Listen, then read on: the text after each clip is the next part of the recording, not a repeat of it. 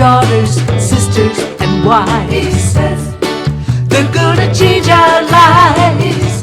Be women, be girls. They'll make a better world. Invest in her. Invest in her. Invest in her.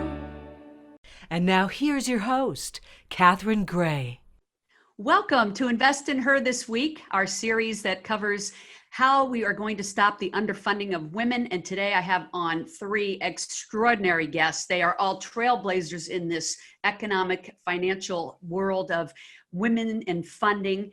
It actually is that we need more women funders, and these three women are going to tell us about how they got involved in the financial industry, in the world of investment, and how they're going to encourage you to do the same. Please give a warm welcome to Stacey Feinberg, founder of the 33 Capital. Also, Xandra Laskowski, who is the founder of OSEA Angels, and Tracy Gray, the founder of the 22 Fund. Welcome, ladies. Thanks for having us. Hey, I am super excited to have the three of you. And let's tell the audience the reason I've put the three of you together on this program is you are the celebrated women featured in our She Angels TV series that we are looking to launch in 2021.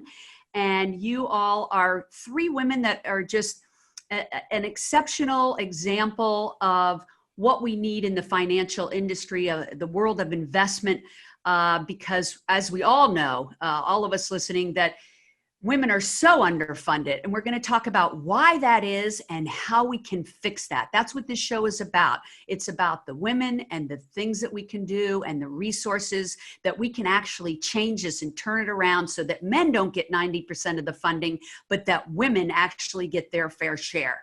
And you three are just trailblazers in that arena. Let me start with you, Tracy.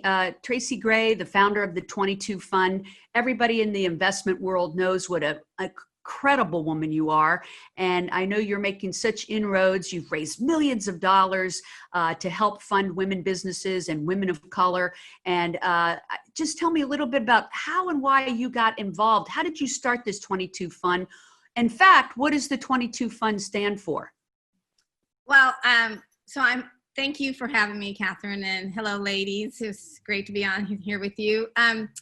So the 22 Fund is based in Los Angeles, and there were 22 men and women of color who were the founders of Los Angeles. They're called pobladores. Funny story, originally we had 44. We were the 44 Fund because there were 44 men, women, and children. But in China, the number 4 means death, and we had double death, and we're like, okay, maybe not. So luckily there were 22 adults, and so we cut it in half to 22 adults. Good move. So, tell everybody, this is a venture capital fund, and how you raise money, and what you're doing with this vision of yours. Like, what is the vision? So we call ourselves early growth capital. We don't fit, like me in my whole life, I don't fit into a certain box of a category. And so we invest in existing businesses, cash flow positive businesses, to increase their export capacity, meaning to increase their international sales. Now we do this because we are an impact fund, and our investment strategy is directly correlated with the impact we want to have. So we don't have to do any machinations or have a trade-off with our impact versus our returns. Both are high. The impact is job creation in underserved communities and low-income communities. And our industry is agnostic, but our sector is manufacturing. And exports coupled with manufacturing creates jobs faster than companies that don't. They are more resilient. They have higher revenues. They are more likely to be people of color. They create jobs in these communities. So, and that's been our goal. We consider ourselves more holistic investors versus impact investors, because many times impact investors look at one vertical, and we're not doing that. We're looking at what can we do holistically, from job creation to impacting women and people of color, entrepreneurs, to having high returns, all of that. And that we get that by just investing in manufacturing to increase their exports.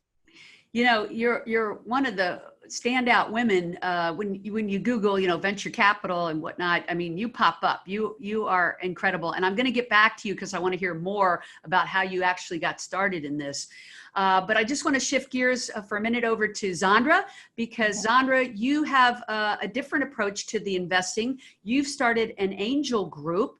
And we've talked about the She Angels TV show actually being a great platform to build angel investor groups for women that invest in women all around the country.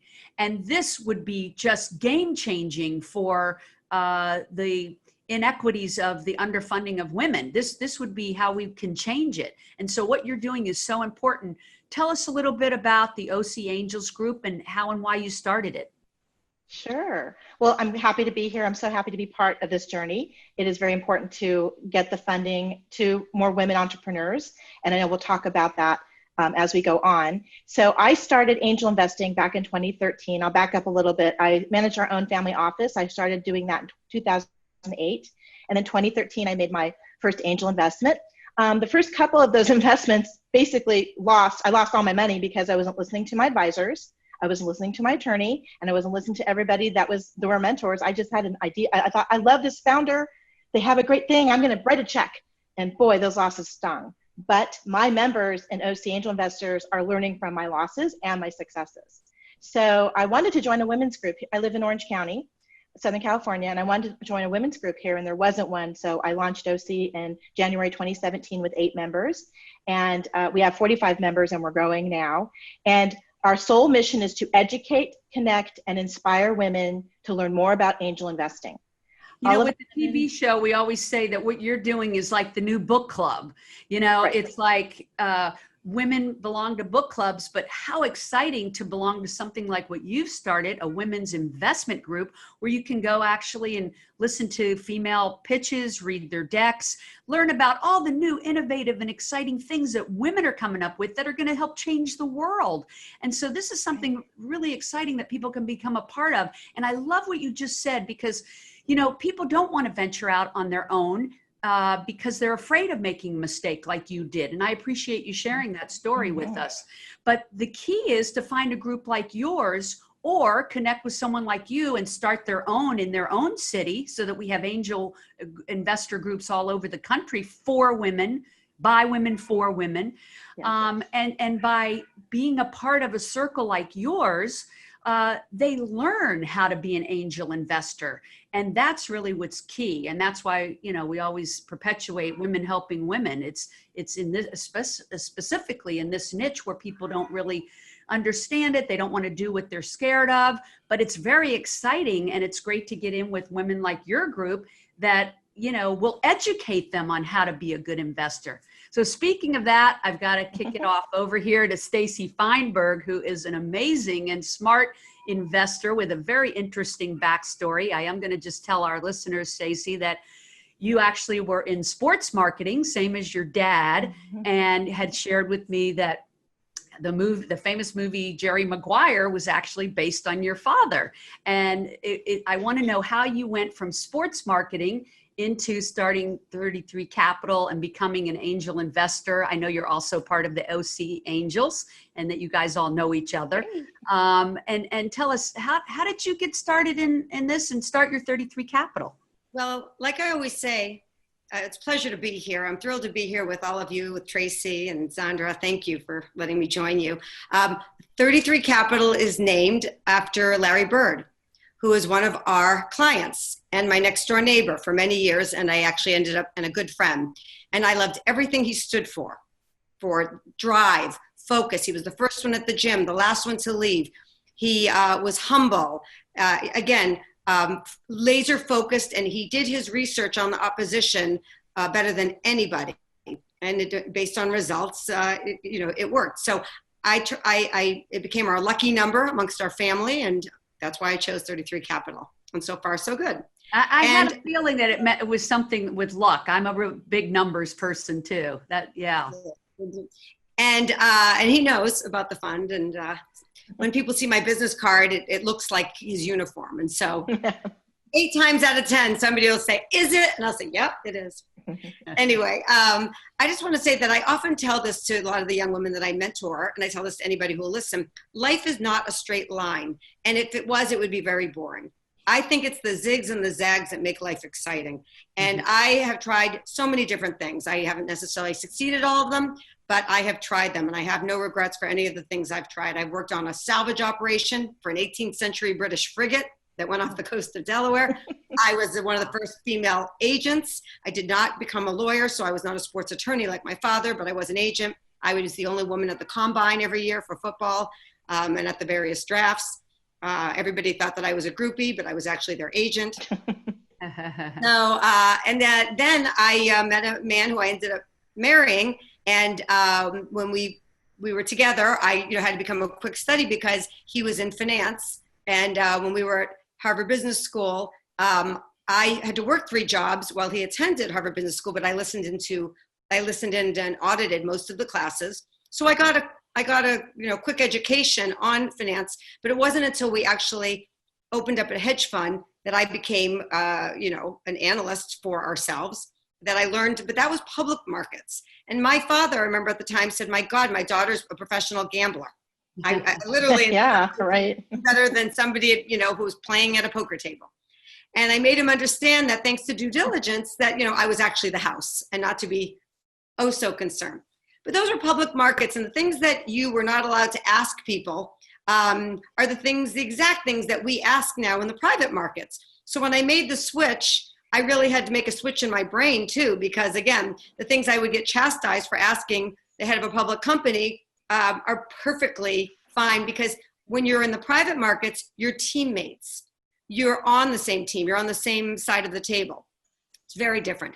But let me just say, while I was very proud that we did so well and our hedge fund was very successful, I'm not a stuff person. I'm an experiential person. And I always felt that I was very lucky to make this money. And I really never felt like I was doing anything worthwhile, that we were making rich people richer. I always said someday I'll have the opportunity to take these resources and do something important with them. So we closed our fund, which ended our marriage, which turned out to be a good thing. I got my half. I said, aha, this is my moment, and I'm going to make this matter. And just like a carpenter can point to a chair and say, I made that, I can now look at certain companies and say, I helped create that. And these investments are far more enriching, far more worthwhile than anything I ever did in the public markets. And my goal is to teach other women, whether you have $500 to invest or $5 million, the only difference are the zeros.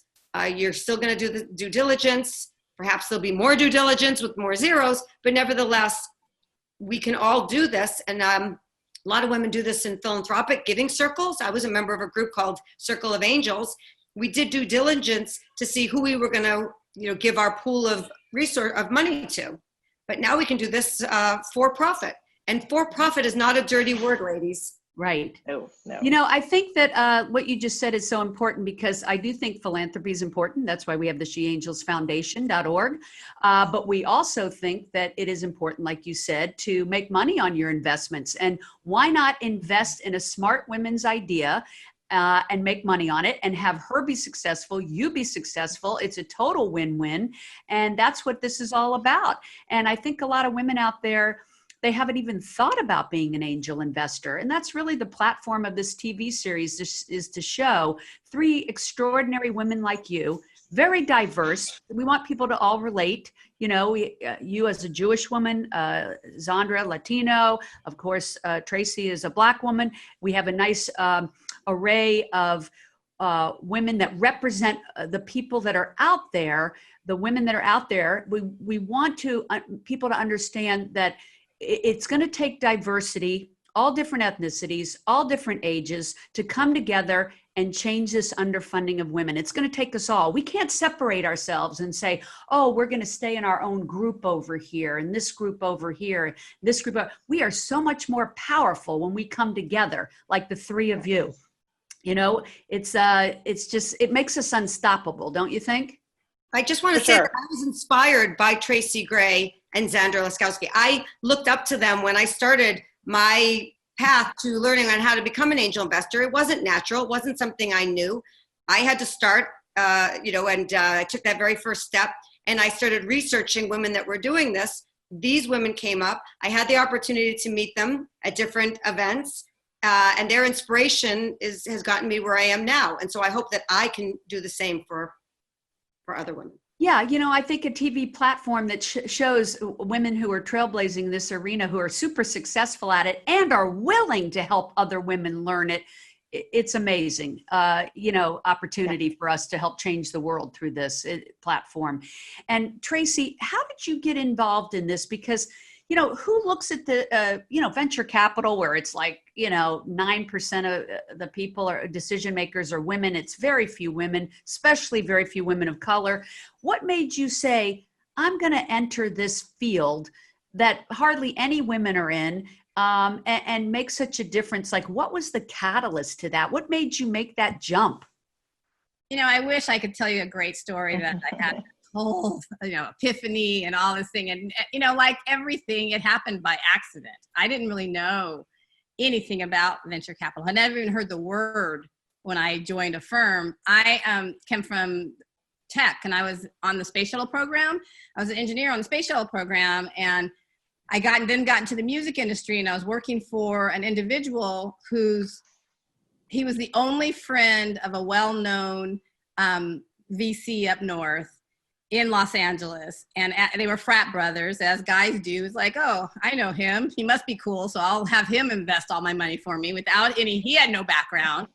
But that's what men do, especially white men do that. And, but I happen to know him, and it tells you about if your network is different, you get in. So I was just, as I do, criticizing what he was doing, because I was like, without having the language, I was like, how do they make money? This looks like a product, not a company.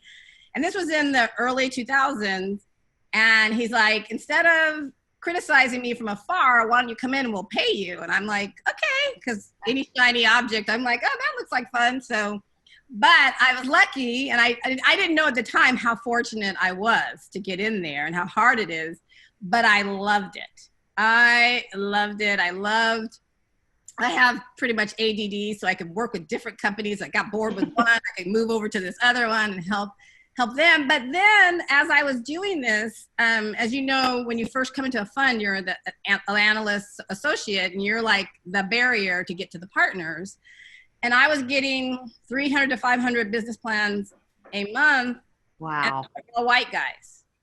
And we were literally giving them $2 million for an idea at that time, because it was right before the big bust. And I was like, okay, white men are a shrinking market, and Business 101 says don't invest in a shrinking market, but they keep doing it. And I was like, how's this fair? I'm all about fair. I'm an engineer, numbers, logic. I'm all about logic. It's not so much emotion. Now I'm a Buddhist, so it's a little more emotional, but I was like, this is not fair. So from that time, I decided I was going to start my own fund investing in women and people of color, just straight up early stage tech. But when I went out in 2008 to raise my first fund, people would look at me and say, are there women and people of color in tech? Now, I'm from tech. I'm a woman and a person of color. And I'm like, do you not see me? Am I a goat? And then the recession happened, and I always wanted to start my own fund.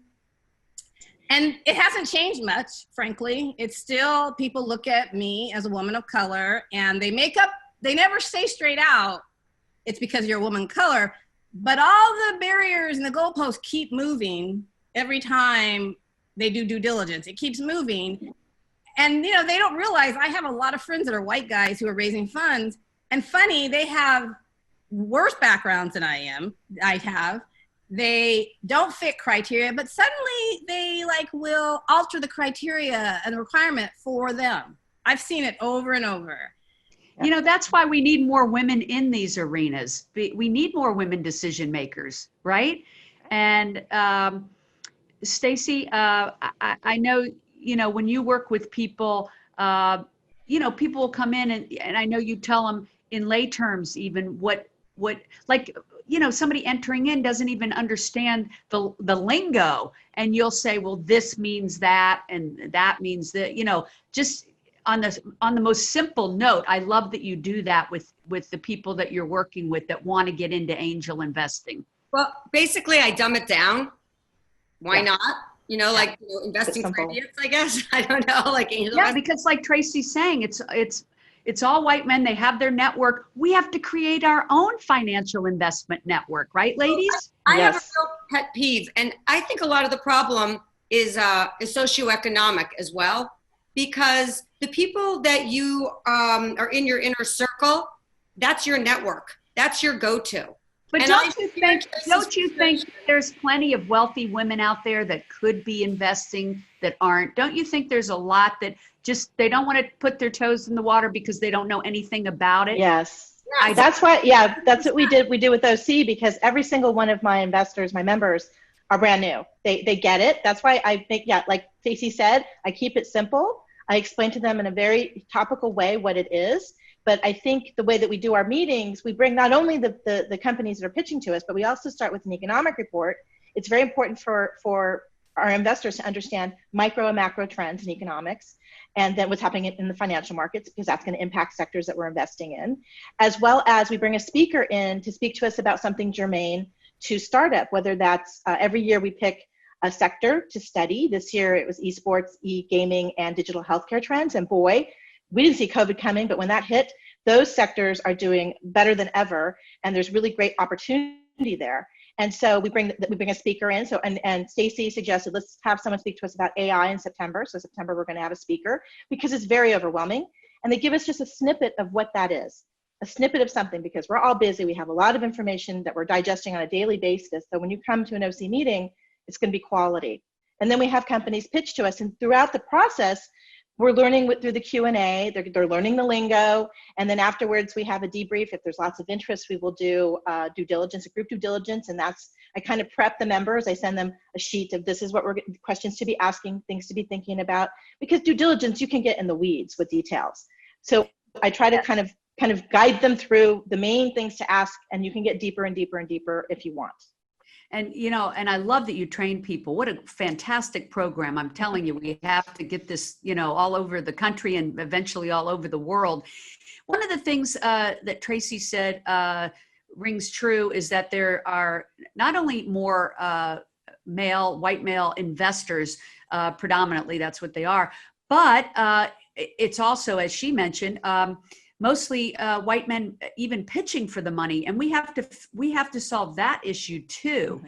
And that's really where I feel you guys come in, where you're training women to be investors. And Stacey, I know you've told me that the reason that's important is the person you're pitching has to identify with your product or service. And so men are often less likely to even identify with what the woman is pitching, and women don't have that network like men do of those training them how to pitch. So less women are pitching. So I'd like to think this conversation we're having, this platform we're creating is about both sides, the founders and the funders. How do we get more founders understanding how to pitch? Because if you just watch a pitch show on TV, you don't learn how to pitch. So we want to be a catalyst to showing women what you guys are looking for, as well as training women to become angel investors, because it's exciting and lucrative and amazing, and it's helped changing the world. May I give an example? So vaginal health is big right now, but not for women. No one wants to talk about menopause. I personally am through menopause. It was brutal, and I still, have issues. And I'm the target market. I'm desperate to find things that will help me with incontinence, with reduced libido. You get a group of, it's not being funded because the old white guys in Silicon Valley really don't give about. Yeah. And it's not sexy. The best that you'll get is if they'll talk about perhaps something, like a libido pill for women. Okay, maybe that's okay. and there's lots of things for menstruation. But then when you get to a certain age, they almost wait. But the libido pill will only benefit the men, so that's why they're all for it. Bingo. That's right. So that's a perfect example of an industry that we're not getting the funding, we're not getting the ideas, we're not getting the products because the decision makers don't want to talk about it. Right. That's where we come in, and we need to talk about products that are important to a huge segment of the population. And if we have to fund it ourselves, we will. Let me ask you, like, this is the last thing I want to ask you all before we, part ways today and pick this up later, is Tracy, Xandra, Stacey, what made you decide to want to get involved with She Angels, and why is it so important right now with what's happening with COVID in the world, and how has that changed the financial landscape? Well, for startups, at least in my group, I didn't know if there was going to be an appetite for investment, but I was wrong. And we were always doing in-person meetings, but it's moved to Zoom. And I don't know if Stacey agrees with this. I feel more connected with my members and with the companies we're seeing than ever. And we're also able to bring members in from all over the US. So for us post-COVID, we're seeing great innovation. I think women, as they learn that they can invest with smaller dollars, they don't have to write $1 million check. They can start with a smaller amount to be on the ride with a company that's going to bring something to market that's going to be of value to many people. And so that narrative, being involved in something like that with your dollars, is not going away. And as we know, a lot of sectors are not going to look the same. They're just going to go away. This travel sector, who knows what that's going to look like coming out the other side. Restaurants, small businesses. So I think this is a way they feel that they can contribute to a small business in something that's exciting to them and in something that's going to benefit a lot of people moving forward if this company is successful. So I think in this new era, the venture capital's been there, the money's there, it's still there, but I think people are now thinking about, I really want to make sure this investment makes an impact. So one of the companies that received funding, Stacey's funding it, I'm funding it, that pitched to us this summer, makes a huge impact in the healthcare sector. So that's going to continue. These opportunities, these verticals that are coming out of COVID that are stronger, we're going to continue to invest in these types of innovation, this type of innovation. That's exciting. And on upcoming shows, we're actually going to be showcasing some of the women that you picked for the Pitchfest. Yes. So that's something that She Angels, we have many prongs. We have our Pitchfest, the TV series we're launching, and then also the foundation. So all of these things are coming together to try to solve this inequity in funding for women. And you three are a big catalyst of that. Tracy, what did you want to say about? Well, I didn't mention that I founded a nonprofit called We Are Enough. Yes, I love that. Our sole mission is to educate women at every economic level, how and why to invest in women-owned businesses or with a gender lens. So we say whether you have 25 cents, $25, or 25 million, whether you have a piggy bank or own a bank, we're showing you how and why you should invest in women-owned businesses. And we're talking everyday women, because there's a gap between speaking to entrepreneurs and speaking to wealthier women who could do angel investing.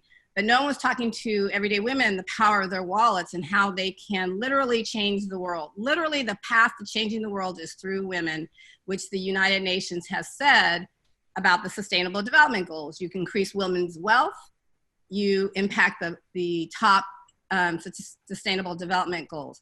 But I'm actually looking at it differently than I think Stacey and Xandra are.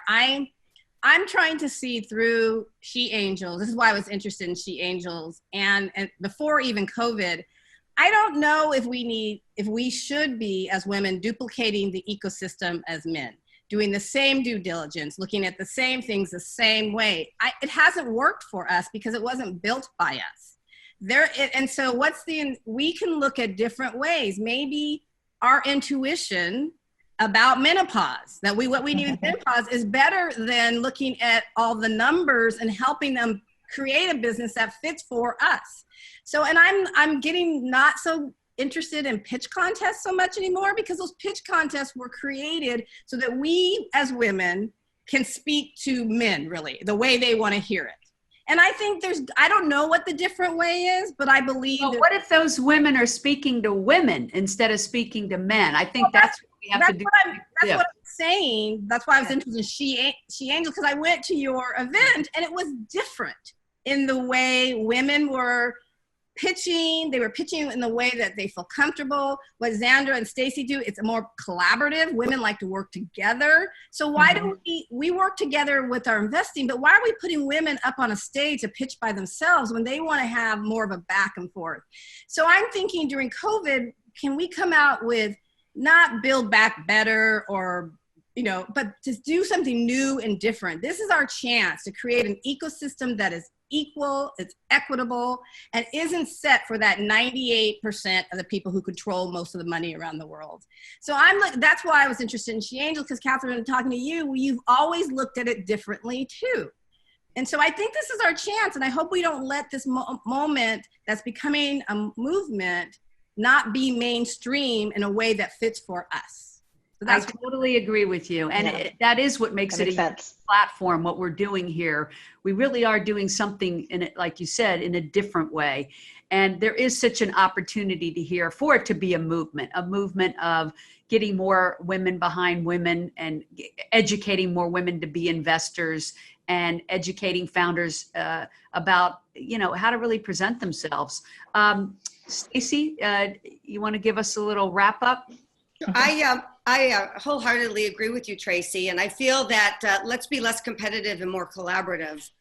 This is our moment. This is our time. Let's raise each other up, and stop just being yet another competition for that almighty check.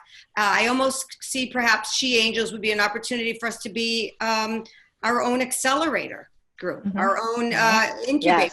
Well, where we can help mentor all of the women instead of having them to compete with each other, perhaps for a single check, that we offer our resources to all of them because they're all worthy and they're all deserving. And instead, what if we make it a platform, a vehicle, which they can then showcase themselves? And if people would like to invest in them, how wonderful. But let's not necessarily pit them against each other for that one single shiny object. Yeah, and I think that is a unique opportunity for the audience to be able to get involved in these angel groups and behind these founders that we're showcasing. I agree with you 100%. You all bring so much to the table with your knowledge, your expertise, your enthusiasm. I couldn't be more grateful than to have the three of you on, and look forward to continuing the conversation. Just remember, everybody, to invest in her. Take it easy and have a great week. Thanks, ladies. Bye.